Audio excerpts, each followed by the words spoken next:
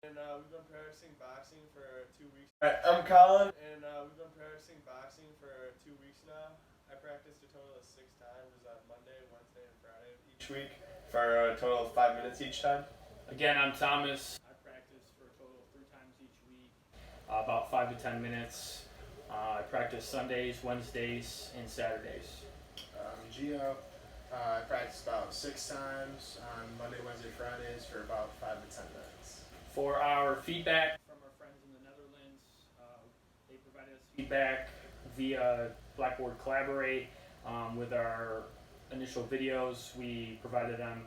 They went through each video, analyzed our movements and our steps, and provided us feedback that way. We took notes and then implemented those notes and feedback in each of our videos from the start to the last practice sessions.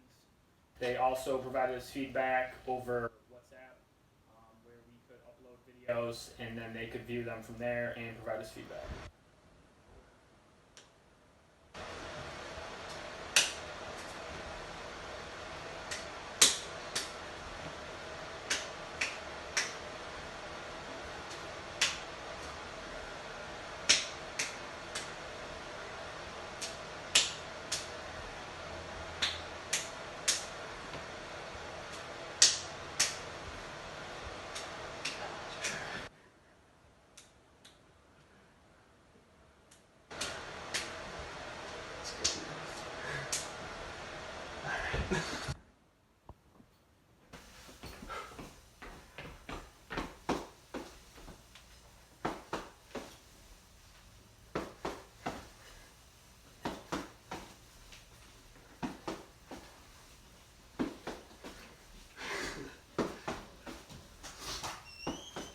Oh God.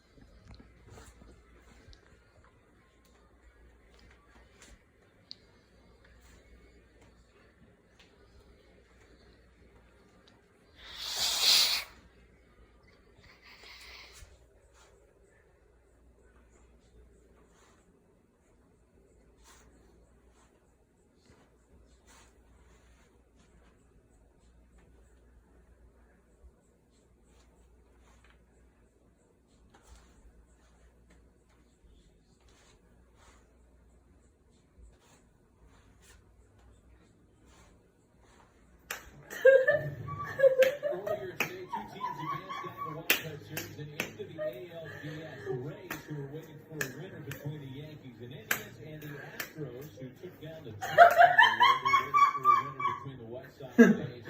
The series all tied up at 1 win apiece.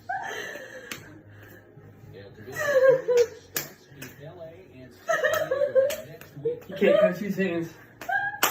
For the Yankees, Oh, I just put it on. Okay, ready? if they win the series, Punching harder. to San Diego, what about Tampa Bay? This is how the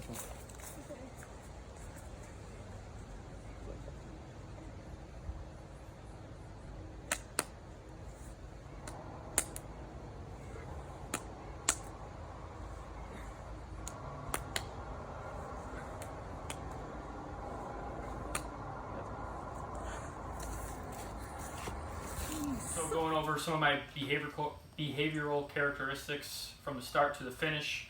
When I first started, I was really stiff in my stance. My feet were together versus at the end where I had more of a forward stance with one foot. In the beginning, I didn't protect my face. I had my hands down, and towards the end, I would have my hands up, protecting my face after each strike.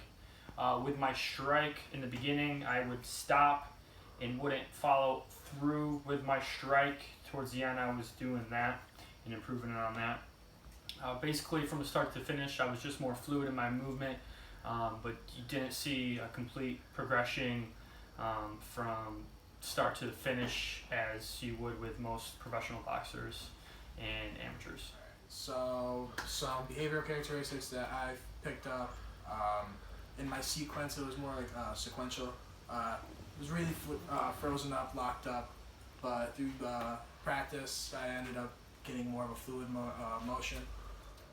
So for some learning characteristics through my performance, in my first video I was told that my hook didn't really hook, it was more of a straight shot.